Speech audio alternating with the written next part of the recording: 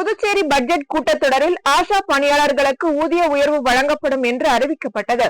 ஆனால் ஊதியம் உயர்த்தி வழங்கப்படவில்லை. இதனை கண்டித்தும் உடனடியாக ஊதியத்தை உயர்த்தி வழங்க கோரியும் மிஷன் வீதி மாதா கோவில் அருகே ஆஷா பணியாளர்கள் கவன ஈர்ப்பு ஆர்ப்பாட்டத்தில் ஈடுபட்டனர். ஆர்ப்பாட்டத்திற்கு சங்க தலைவர் ஆனந்த நாயகி தலைமை தாங்கினார். அரசு ஊழியர் சம்மேளன கௌரவ தலைவர் பிரேமதாசன் கலந்து கொண்டு கண்டன உரையாற்றினார். மேலும் பணியாளர்கள் தங்களின் கோரிக்கைகளை வலியுறுத்தி முழக்கங்களை எழுப்பினர். இதனால் அப்பகுதியில் சிறிது நேரம் பரபரப்பு ஏற்பட்டது.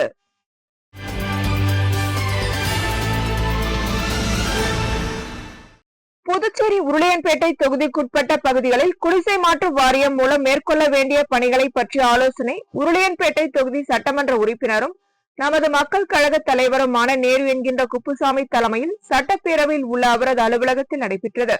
இந்த ஆலோசனையில் அடிப்படை வசதிகள் இல்லாமல் வாழ்ந்து வரும் மறைமலை அடிகள் சாலை, அன்னை இந்திரா நினைவு நகர் பகுதி மக்களுக்கு ரெட்டியார்பாளையம், லம்போட் சரவணன் நகரில் வீடுகளை ஒதுக்கீடு செய்வது குறித்து விவாதிக்கப்பட்டது.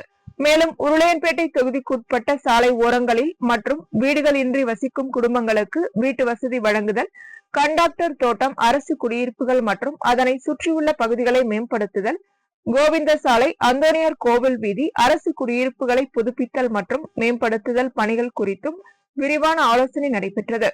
இந்த ஆலோசனையில் குடிசை மாற்று வாரிய அதிகாரிகள் சுதர்சனம், உதயகுமார், முருகவேல் உள்ளிட்டோர் கலந்து கொண்டனர்.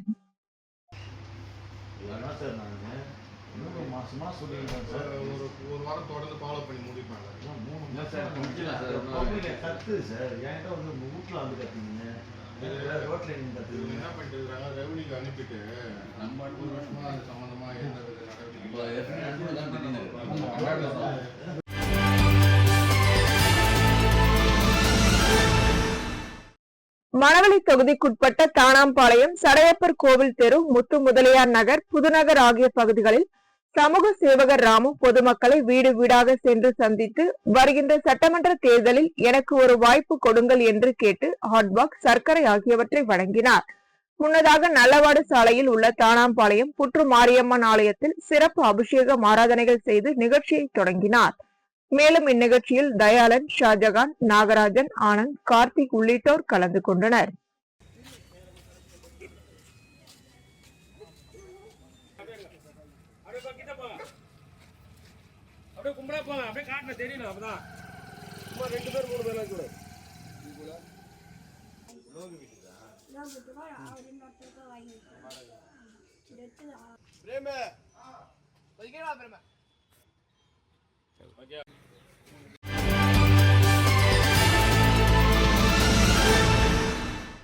புதுவை கதிர்காமம் ஆனந்தா நகரில் உள்ள ஸ்ரீ ஆனந்த விநாயகர் திருக்கோவிலில் சுவாமியை சரணம் ஐயப்பா குழுக்களின் 4ஆம் ஆண்டு படிப்பூஜை நடைபெற்றது.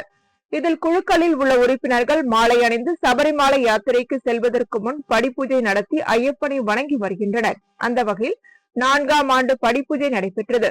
குழுக்களின் குருசாமி செல்லப்பா தலைமையில் நடைபெற்ற படிப்பூஜையில் குழுவின் தலைவர் மனு, பொருளாளர் வேல்முருகன், பொதுச் செயலாளர் மோகன், செயலாளர் சதீஷ்குமார், மூத்த உறுப்பினர்கள் பாலமுருகன், வெங்கட், தனிகா, மணிமாறன் உட்பட உறுப்பினர்கள் ஜெயபால், நந்தீஸ்வரன், ராகவேந்திரா, மணிகண்டன், புருஷோத்தமன், ரவிச்சந்திரன் உட்பட பக்தர்கள் கலந்து கொண்டனர். இதில் கோவில் குருக்கள் நாகலிங்கம், ஐயப்ப சுவாமிக்கு அபிஷேகம் மற்றும் கலச பூஜை செய்து சரண கோஷம் பாடி வழிபட்டனர். பின்பு அனைவருக்கும் அன்னதானம் வழங்கப்பட்டது.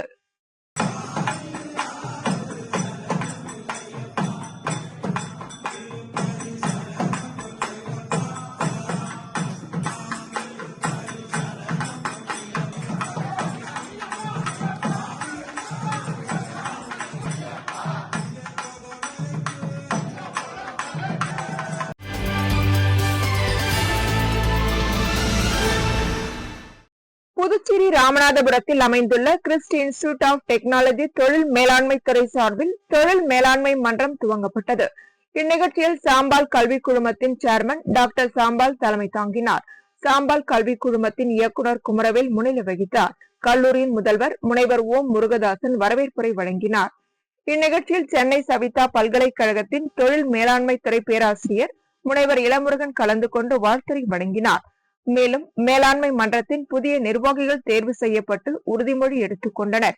இந்நிகழ்ச்சியில் தொழில் மேலாண்மை துறை தலைவர் பேராசிரியர் உதயகுமார் நன்றி உரை வழங்கினார். கல்லூரியின் தொழில் மேலாண்மை துறையின் பேராசிரியர்கள் பாலகார்த்திகேயன், ஜான் வில்சன், காயத்ரி தேவி, சௌமியா மற்றும் மாணவர்கள் ஏற்பாடு செய்திருந்தனர். இந்நிகழ்ச்சியில் கல்லூரியின் அனைத்து துறை தலைவர்கள், பேராசிரியர்கள் மற்றும் மாணவர்கள் கலந்து கொண்டனர்.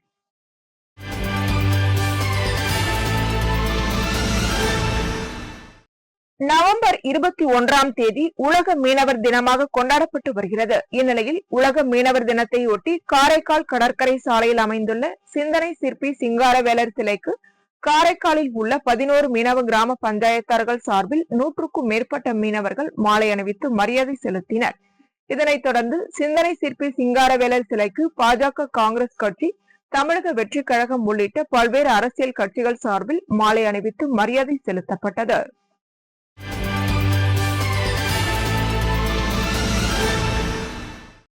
தேசிய ஒருமைப்பாட்டு வார விழாவை முன்னிட்டு காரைக்கால் மாவட்ட நிர்வாகத்தின் சார்பில் சமூக நலத்துறை மூலம் சிறுபான்மையோர் தின விழா தர்மபுரம் மேலபுத்தமங்கலம் பகுதியில் அமைந்துள்ள Immaculate Institute of Health Science கல்லூரி வளாகத்தில் நடைபெற்றது.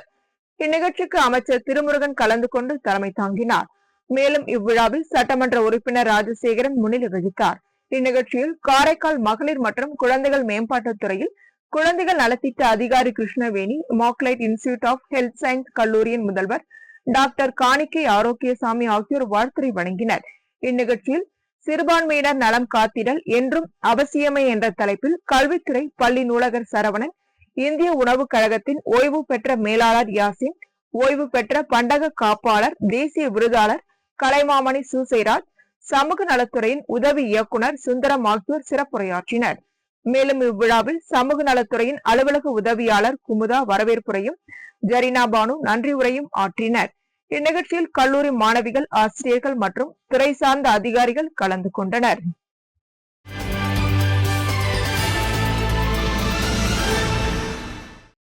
தேசிய ஒருமைப்பாட்டு வார விழாவை முன்னிட்டு காரைக்கால் மாவட்ட நிர்வாகத்தின் சார்பில் காரைக்கால் கல்வித்துறை மூலம் மொழி நல்லிணக்க நாள் விழா காரைக்கால் கோவில்பத்து தந்தை பெரியார் அரசு மேல்நிலைப் பள்ளியில் நடைபெற்றது.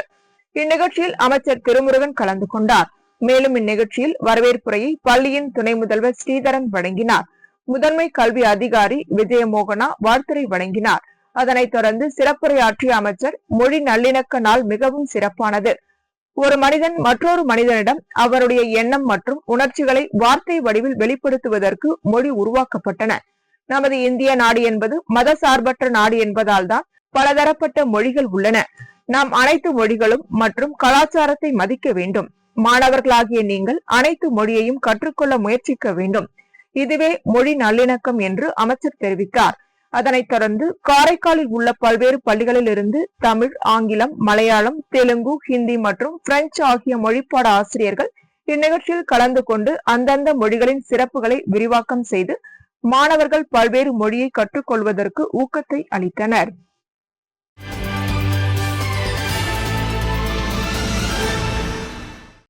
உலக மீனவர் தினத்தை முன்னிட்டு காரைக்கால் மற்றும் திருப்பட்டினம் பட்டினச்சேரியில் அமைந்துள்ள சிந்தனை சிற்பி சிங்காரவேலன் அவர்களின் திருவுருவ சிலைக்கு மாலை அணிவித்து மரியாதை செலுத்தும் நிகழ்வு நடைபெற்றது.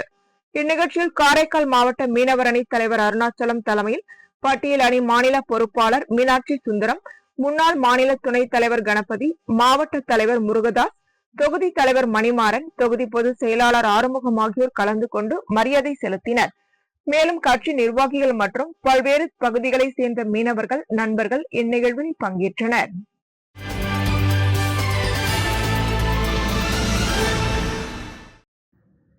புதுச்சேரி உழவர்கரை தொகுதிக்குட்பட்ட பகுதிகளில் நிலவிய சுகாதார சீர்கேட்டினை போக்கும் வகையிலும் பொதுமக்களின் நலன் கருதியும் அம்மா மக்கள் முன்னேற்றக் கழகத்தின் மேற்கு மாநில இணை செயலாளர் லாவண்யா தனது தொண்டர்களுடன் இணைந்து மக்கள் நலப்பணிகளை மேற்கொண்டார். இதில் உழவர்கரை தொகுதிக்குட்பட்ட பிச்சுவீரன்பேட் பகுதியில் இயங்கி வரும் டாக்டர் அம்பேத்கர் அரசு பள்ளி வளாகத்தை சுற்றிலும் பல நாட்களாக முட்புதர்களும் தேவையற்ற செடிகளும் மண்டி கிடந்தன. இப்பகுதி கொசு உற்பத்தி மையமாக மாறி பள்ளி மாணவர்களுக்கு டெங்கு போன்ற நோய்கள் வரும் அபாயம் நிலவியது. சமீபத்தில் குழந்தைகள் தினத்தன்று பள்ளிக்கு சென்ற அமமுக லாவண்யாவிடம் பள்ளி நிர்வாகம் வைத்த கோரிக்கையை ஏற்று தனது தொண்டர்களுடன் சென்று அந்த வளாகத்தை முழுமையாக சுத்தம் செய்து கொடுத்தார். மேலும் கொசு தொல்லையை நிரந்தரமாக நீக்க கொசு மருந்து அடித்துக் கொடுப்பதாகவும் உறுதியளித்துள்ளார். பிச்சைவேரன்பேட்டில் உள்ள கலைமேடை பகுதியில் பொதுமக்களால் வீசப்பட்ட குப்பைகள் மற்றும் கால்நடைகளின் எச்சங்கள் குவிந்து சுகாதார சீர்கேடு நிலவியது. இதில் லாவண்யா தனது தொண்டர்களுடன் பங்கேற்று அப்பகுதியை சுத்தம் செய்து சீரமைத்தார். தூய்மை பணிகள் நடைபெற்றுக் கொண்டிருந்த போது பிச்சுவீரன்பேட்டை சேர்ந்த நோயால் பாதிக்கப்பட்டிருந்த நபரை நேரில் சந்தித்து மருத்துவ செலவுகளுக்காக லாவண்யா உதவித்தொகையை வழங்கினார். இந்த மக்கள் நலப் பணிகளுக்காக ஊர் பஞ்சாயத்தார்கள், பொதுமக்கள் மற்றும் அம்மா மக்கள் முன்னேற்றக் கழக நிர்வாகிகள், தொண்டர்கள் அனைவரும் லாவண்யாவுக்கு பாராட்டுகளை தெரிவித்தனர்.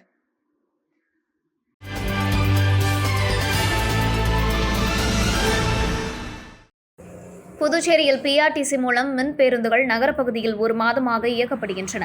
இப்பேருந்தின் பெயர்கள் ஆங்கிலத்தில் மட்டுமே இருப்பதாகவும் தமிழில் இல்லாததை கண்டித்தும் தமிழ் உரிமை இயக்கத்தினர் போராட்டம் நடைபெறும் என அறிவிக்கப்பட்டது.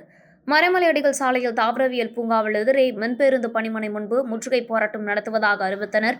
காவல்துறையினர் அந்த பணிமனை முன்பு பேரிகார்டு தடுப்புகள் அமைத்தனர். ஒதியஞ்சாலை காவல் ஆய்வாளர் செந்தில்குமார், பெரியகடை காவல் ஆய்வாளர் ஜெய்சங்கர் மற்றும் காவல்துறையினர் அங்கு குவிக்கப்பட்டனர். தமிழ் உரிமை இயக்கத்தினர் அறிவித்தபடி திரண்டனர். தமிழ் உரிமை இயக்கத்தினர் பாவாணன், மங்கையர் செல்வம் மற்றும் பலர் அந்த வழியாக வந்த மின்பேருந்தை மறித்து மறியலில் ஈடுபட்டனர். அதைத் தொடர்ந்து காவல்துறையினர் அவர்களை அப்புறப்படுத்த முயன்றனர். தொடர்ந்து பணிமனையை முற்றுகையிட்டு கோஷம் எழுப்பினர். போராட்டம் நடத்தியவர்களுடன் காவல்துறையினர் பேச்சுவார்த்தை நடத்தினர். அதில் உடன்பாடு ஏற்படாததால் அவர்கள் கைது செய்தனர்.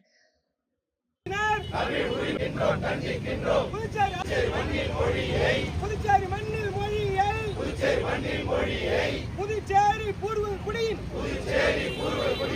தமிழ் மொழியை தமிழ் குடியின் வரி பணத்தில்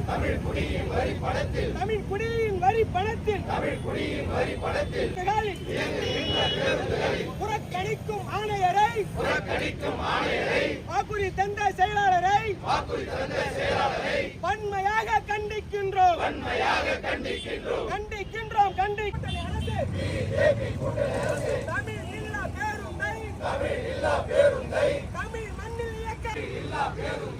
தமிழ் மண்ணில் இயக்காதே. அனுமதியோ.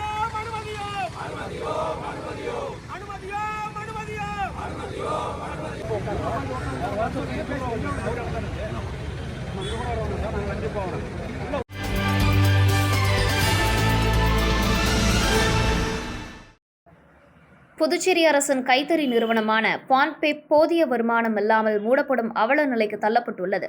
அங்கு பணிபுரியும் 200க்கும் மேற்பட்ட ஊழியர்களின் வாழ்வாதாரம் கேள்விக்குறியாகியுள்ள நிலையில் சமூக சேவகர் சார்லஸ் மார்டின் பான்பேப் நிறுவனத்திற்கு நேரடியாக சென்று அங்கு பணிபுரியும் ஊழியர்களின் கோரிக்கைகளை கேட்டறிந்தார்.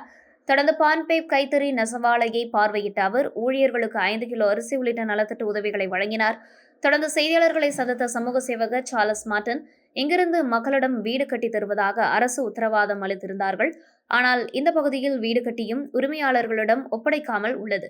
பல கோடி ரூபாய் செலவு செய்து கட்டப்பட்ட கட்டிடம் அனாவசியமாக வீணடிக்கப்படுகிறது. மக்களின் வரிப்பணத்தை அலட்சியத்தால் அரசு வீணடித்துள்ளது. சொந்த வீட்டை இழந்து இங்கிருந்து மக்கள் வீடு இல்லாமல் கடனை வாங்கி வெளியில் வாடகைக்கு தங்குகின்றனர் என கூறிய அவர், இதில் அரசு உரிய நடவடிக்கை எடுக்க வேண்டும். மக்களின் வரிப்பணத்தை வீணடிக்கும் அரசின் செயலை வன்மையாக கண்டிப்பதாகவும் அவர் தெரிவித்தார். ஹவுசிங் போர்டு ப்ராப்பர்ட்டிக்கு சொந்தமான இடத்துக்கு வந்திருக்கோம். இங்கே மக்களுக்கு அவங்க என்ன கான்ஃபிடன்ஸ் கொடுத்துருந்தாங்கன்னா, இந்த மாதிரி நம்ம வீடு கட்டி 216 பேர்த்துக்கு இந்த வீட்டை நம்ம கொடுப்போம்னு சொல்லி அவங்க கன்ஃபர்மேஷன் கொடுத்துருந்தாங்க. இன்னைக்கு என்ன பிரச்சனைன்னு பார்த்தீங்கன்னா, இன்னைக்கு வீடு கட்டி ஆல்மோஸ்ட் 9 மாதம் மேலே 1 வருஷம் ஆக போகுது. இந்த மாதிரி வீடு கட்டி யாருக்குமே அந்த உரிமையாளருக்கு இன்னும் போய் சேரல. இதனால என்ன பிரச்சனைனா, ஒன்று நம்ம கஷ்டப்பட்டு கட்டின வீடு, இவ்வளவு செலவு பண்ணி கட்டின வீடு இன்னைக்கு கட்டி அனாவசியமா வேஸ்ட் பண்றாங்க. இதே ஆல்மோஸ்ட் 50 கோடிக்கு மேல செலவாயிருக்கிற ஒரு இடம். இப்படி 50 கோடிக்கு மேல செலவு ஆயிருக்குன்னா, இது யாரோட மனம்? மக்கள் வரி பணத்தை அரசாங்கம் இவ்வளோ அலட்சியமா இவ்வளவு வீண் பண்ணி மக்களுக்கு பாவம் அவங்க இன்னைக்கு இந்த வீடு இல்லாம வெளியில போய் அவங்க வாடகைகளுக்கு தங்கிட்டு இருக்காங்க. அந்த வாடகையில தங்கணுங்கிற அவங்களுக்கு சொந்த வீடு அவங்க உரிமையான வீட்டை விட்டுட்டு வாடகைக்கு அவங்க வெளில கடனை வாங்கி கஷ்டப்பட்டு சம்பாதிச்சு தினசரி கூலியில வேலை செய்யற மக்கள் தான் இங்க பயன்படுறாங்க. அவங்க எல்லாம் டெய்லி கஷ்டப்பட்டு அவங்க வாடகைக்கே தேவையில்லாத அனாவசியமான செலவாயிட்டு இருக்கு. ஸோ இந்த இதை அரசாங்கம் உரிய நடவடிக்கை இருக்கு. இந்த மாதிரி ஏதாவது பில்டிங்லாம் கட்டி வச்சு இன்னும் வீண் போனா பாருங்க, உள்ளெல்லாம் போனா ரொம்ப டேமேஜ் ஆகி பார்த்தா அனிமல்ஸ் போய் அங்கே ஃபுல்லா அதை அனிமல்ஸ்லாம் ஃபுல்லா டாய்லெட் லிட்டர் பண்ணி ரொம்ப ஒர்ஸ்ட் கண்டிஷன்ல இருக்கு. இந்த மாதிரி பில்டிங் என்னைக்குமே யூஸ் பண்ணாம இருந்தோம்னா பில்டிங் இது ரொம்ப பாழடைஞ்சு போயிடும். இதனால நிறைய கட்டியும் பிரயோஜனம் இல்லாம திரும்பி அது வீண் செலவு அதிகமா செய்ய வேண்டிய சிச்சுவேஷன் வரும். இதை வறுமையா கண்டிக்கிறேன். இதெல்லாம் அரசாங்கம் முன்னெடுத்து மக்களோட வரி பணத்தை இப்படி வீண் பண்ணக்கூடாது.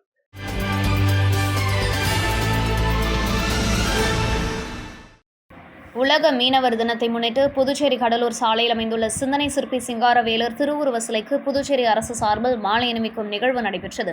இதில் கலந்து கொண்ட முதலமைச்சர் ரங்கசாமி, சபாநாயகர் செல்வம் மற்றும் அமைச்சர் நமச்சிவாயம் உள்ளிட்ட சட்டமன்ற உறுப்பினர்கள் சிங்காரவேலர் சிலைக்கு மாலை அணிவித்து மரியாதை செலுத்தினர். இதனைத் தொடர்ந்து புதுச்சேரி மாநில பாஜக சார்பில் மாநில தலைவர் ராமலிங்கம் தலைமையில் சிங்காரவேலர் சிலைக்கு மாலை அணிவித்து மரியாதை செலுத்தப்பட்டது. இதில் பிஜேபியை சேர்ந்த அமைச்சர்கள், சட்டமன்ற உறுப்பினர்கள் மற்றும் மாநில மாவட்ட தொகுதி நிர்வாகிகள் என அனைவரும் கலந்து கொண்டு மாலை அணிவித்து மரியாதை செலுத்தினர்.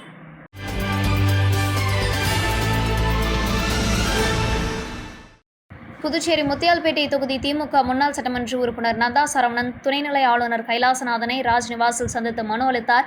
அந்த மனுவில் முத்தியால்பேட்டை பகுதியில் குற்றவாளிகளின் நடமாட்டம் அதிகரித்துள்ளது. சமீப காலமாக சிறிதும் பயமில்லாமல் சிறிய கடை முதல் பெரிய கடை வரை மாமல் கேட்டு கத்தியை காட்டி மிரட்டி பணம் பறிக்கின்றனர். கடையில் பொருட்களை வாங்கிக் கொண்டு பணம் கொடுக்காமல் கொலை மிரட்டல் விடுக்கும் சம்பவமும் நடந்து வருகிறது.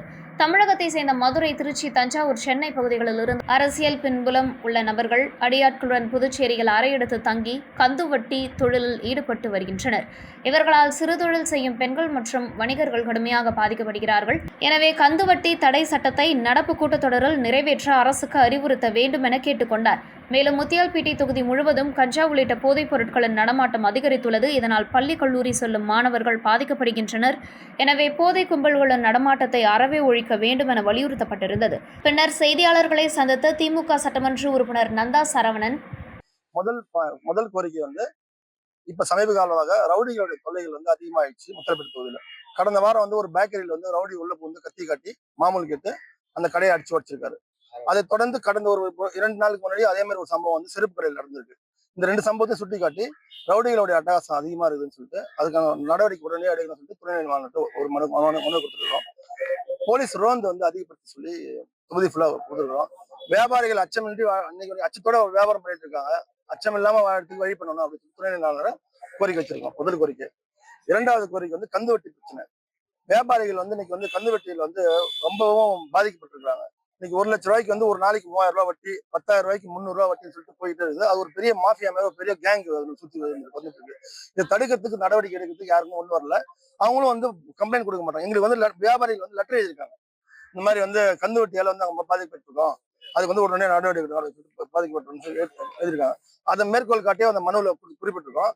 முக்கியமா அந்த கந்துவட்டி பிரச்சனை தமிழகத்துல நம்ம திராவிட மாடல் ஆட்சி, நம்ம தளபதி தலைமையிலான திராவிட மாடல் ஆட்சியில கடந்த ஏப்ரல் மாசம் 26ஆம் தேதி 3வதாக போதைப் பொருள் புழக்கம் அதிகமா இருக்கு. முத்திரப்பேட்டை தொகுதியில மாணவர்களும் காலேஜ் படிக்கும் ஈஸியா போதைப் பொருள் கிடைக்குது.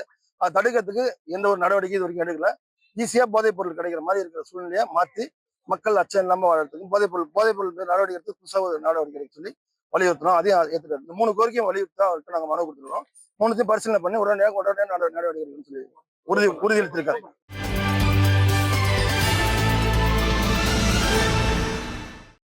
புதுச்சேரி அதிமுக வளர்ச்சி மற்றும் வாக்குச்சாவடி முகவர்கள் பணிகள் குறித்து புதுச்சேரி மாநில நிர்வாகிகள், பொதுக்குழு உறுப்பினர்கள், மாநில பிற அணி நிர்வாகிகளின் ஆலோசனைக் கூட்டம் புதுச்சேரி உப்பளத்தில் உள்ள அதிமுக தலைமை அலுவலகத்தில் நடைபெற்றது.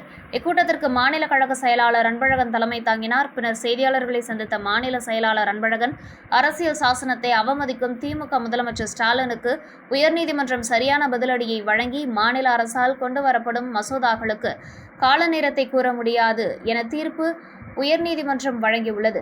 இது வரவேற்கத்தக்க ஒன்றாகும் என்றார். மத்தியிலும் மாநிலத்திலும் இணக்கமான ஆட்சி இருந்தால் அந்த மாநிலம் நல்ல வளர்ச்சி அடையும் என்பதற்கு பீகார் ஒரு நல்ல எடுத்துக்காட்டாகும். அந்த விதத்தில் மத்திய பிஜேபி துணையோடு கூட்டணி இருந்த பீகாரில் மீண்டும் பிஜேபி கூட்டணி அரசு அமைந்துள்ளது. புதுச்சேரி மாநிலத்திலும் எதிர்வரும் சட்டமன்ற தேர்தலில் அனைத்து இந்திய அண்ணா திராவிட முன்னேற்றக் கழகம் பங்கு பெறும் தேசிய ஜனநாயக கூட்டணி அரசு மீண்டும் ஆட்சியில் அமையும் என்றும், திமுக, காங்கிரஸ் தலைமையிலான இந்திய கூட்டணி மிகப்பெரிய தோல்வியை சந்திக்கும் என்றும் தெரிவித்தார். புதுச்சேரியில் உள்ள வீடுகளில் ஸ்மார்ட் மின் மீட்டர் பொருத்தும் பணி நடைபெற்று வருகிறது. முதலமைச்சர் ரங்கசாமி இதில் தலையிட்டு ஏழை எளிய மக்கள் பாதிக்காத வண்ணம் மீட்டர் பொருத்தும் பணியை முழுமையாக ரத்து செய்ய வேண்டும் என கேட்டுக்கொண்டார்.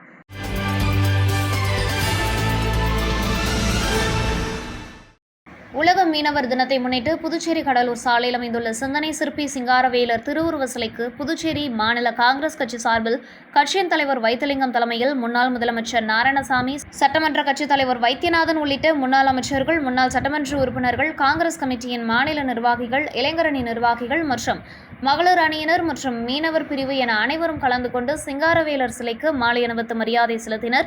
இதேபோன்று புதுச்சேரி மாநிலம் வீராம்பட்டினம் விசைப்படகு உரிமையாளர்கள் சங்கம் மற்றும் பல்வேறு மீனவர் அமைப்பினர் கலந்து கொண்டு சிங்காரவேலர் சிலைக்கு மாலை அணிவித்து மரியாதை செலுத்தினர்.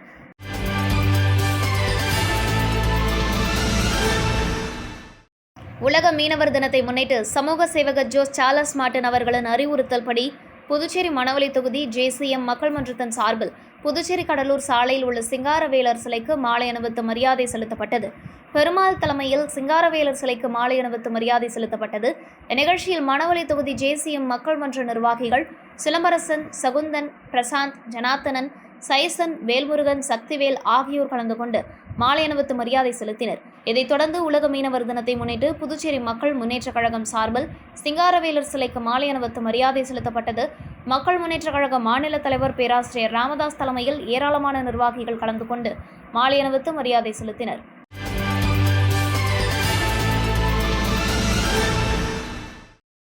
தமிழ்நாடு அரசு நிறுவனமான தமிழ்நாடு கைத்திறன் தொழில்கள் மற்றும் வளர்ச்சிக் கழகமான பூம்புகார் விற்பனை நிலையத்தின் சார்பாக புதுச்சேரி சுப்ரேன் திரு பாரதி பூங்கா அருகில் அமைந்துள்ள வர்த்தக சபையில் கண்காட்சி மற்றும் விற்பனை மையம் டிசம்பர் 1 முடியும் வரை இக்கண்காட்சி நடைபெறவுள்ளன. இக்கண்காட்சியினை முதுநிலை காவல் கண்காணிப்பாளர் கலைவாணன் தலைமையேற்று திறந்து வைத்து சிறப்பித்தார்கள். தமிழ்நாடு அரசு நிறுவனமான இக்கண்காட்சியில் சிறப்பம்சமாக 10க்கும் மேற்பட்ட கைவினை கலைஞர்கள் தங்களின் வாழ்வாதாரத்திற்காகவும் அவர்களின் வாழ்க்கை தரத்தை உயர்த்தவும் தங்கள் கைவண்ணத்தால் தயாரிக்கப்பட்ட கைவினைப் பொருட்களை காட்சிப்படுத்தி விற்பனைக்கு வைக்கப்பட்டுள்ளனர். இக்கண்காட்சியில் பித்தளை விளக்குகள் மற்றும் கைவினை பரிசு பொருட்கள் பல இடம்பெற்றுள்ளன. மேலும் இக்கண்காட்சியில் குழந்தைகள் விளையாடும் மரபொம்மைகள், பஞ்சலோகத்தால் செய்யப்பட்ட சிலைகள், பித்தளை சிலைகள், மரத்தினால் செய்யப்பட்ட மர சிற்பங்கள் மற்றும் கலைப்பொருட்கள், பெண்கள் பயன்படுத்தும் பைகள், பூஜை வகைகள், அகர்வத்தி மாலைகள், செம்பு பொருட்கள், பேப்பர் குழினால் செய்யப்பட்ட தலையாட்டி பொம்மைகள், புடவைகள், நகைகள், கோயில் அலங்கார பொருட்கள் போன்ற பல வகையான புது வரவுகள் வைக்கப்பட்டு உள்ளன. டிசம்பர் 1 வரை நடைபெற உள்ள கண்காட்சியினை 10% சிறப்பு டிஸ்கவுண்ட் உள்ளது. பொதுமக்கள் கலந்து கொண்டு பயன்பெறுமாறு தமிழக அரசின் நிறுவனமான பூம்புகார் நிறுவனம் கேட்டுக்கொண்டது.